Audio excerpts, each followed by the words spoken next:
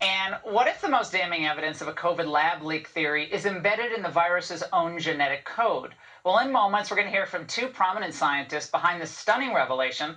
Don't go away. How many times have we heard that even though the lab leak theory is persuasive, well, there's no direct scientific evidence for it? Well, two prominent scientists are putting that argument to rest. In a New Wall Street Journal op-ed, Dr. Stephen Quay and Professor Richard Muller argue the most damning evidence for a lab leak is in the virus's own genome.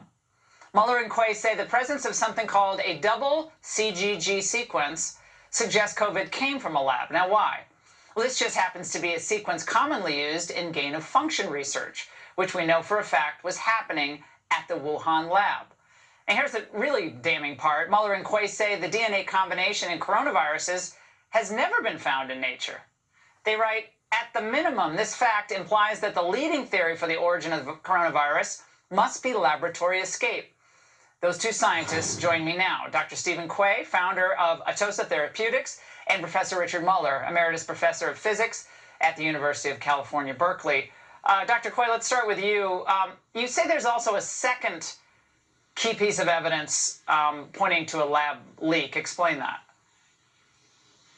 Yeah, so it's the concept of pre-adaptation. So in all previous zoonotic infections where they come from nature gives us a break. It jumps to humans, but then human-to-human transmission can't be sustained, and that's a month to year process. Here, not only did the first patient get infected and very sick, they were able to transmit it human to human. That's never been seen before. And it comes about by training the virus in the laboratory in either humanized mice or human cell lines.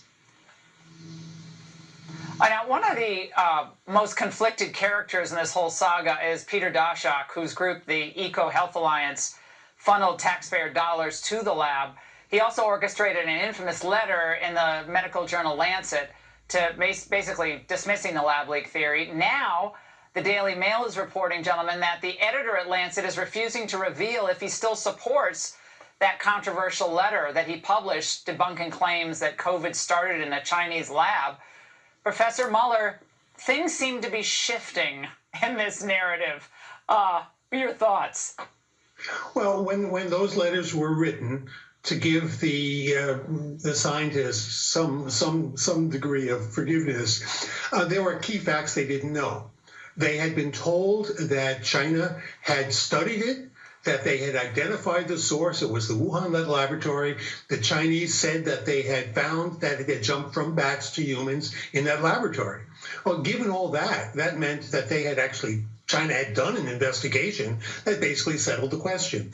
What they didn't know at the time was that China was basically hoping that would turn out to be true.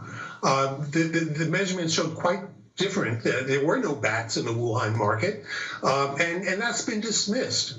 So the very premise on which these scientists wrote their letters was been demolished. But not just that, but a paper had been published by the Chinese showing the genome.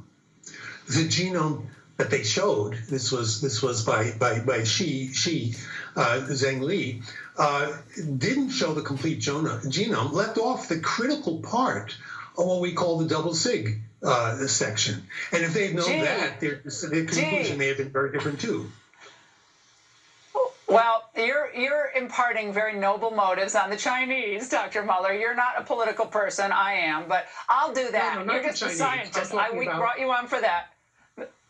I'm not the yeah, I understand. Chinese. I'm talking about the American physicists who wrote these letters saying it was clear. Well, I mean, they have no evidence anymore. The evidence on which they based that assumption has basically disintegrated.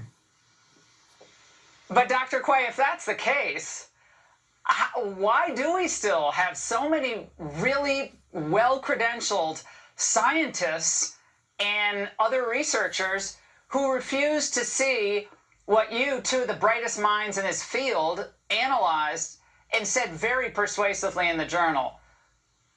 Why? You know, it's hard to understand why other people think the way they do. So I'll just sort of stick with the facts here. If you just look objectively this is a singularity with respect to there are no animals that have this in nature.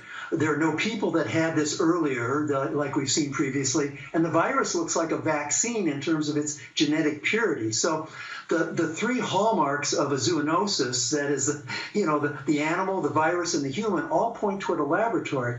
It's quite remarkable to me that people don't just say that, well, that's quite clear, because the probabilities are more than 1 billion to 1 that this was an actual zoonosis and had those features of a singularity. Dr. Muller, given what we know about the level 4 labs, we've had a number of accidents at these labs across the globe. Do you think this type of research should be continued in any way, shape, or form, given what we've seen with trillions of dollars, millions of people affected, so many lives lost? I think in the United States, there will be whistleblowers.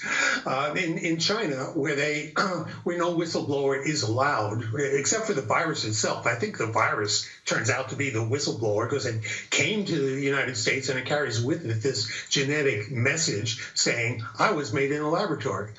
But I think the key thing now is to make sure that such research does not go on in China or other countries without full transparency, without full access. If it does, then China is in violation of the Biological Warfare Convention, and that's what we have to stop. We have to look into China and make sure it doesn't happen there. And Dr. Quay, you mentioned this new study in the journal Nature providing this huge blow to the natural origins theory, where researchers documented 47,000 plus individuals from 38 species sold between May 2017 and November 2019 in those Wuhan markets. No pangolins or bats were traded. So, like, Dr. Quay, are you willing to, is this, that's it, right? So that's just one more thing. The natural origins theory has to be put to bed now. Yeah, I think so. I think that China did a good job in a year of testing 80,000 animals over 300 species, 31 provinces, that's every corner of China, and 0 out of 80,000 SARS-CoV-2. So I don't know where else you would look, except in the laboratory. Gentlemen, thank you for writing this. Thank you for appearing tonight. We really appreciate it. And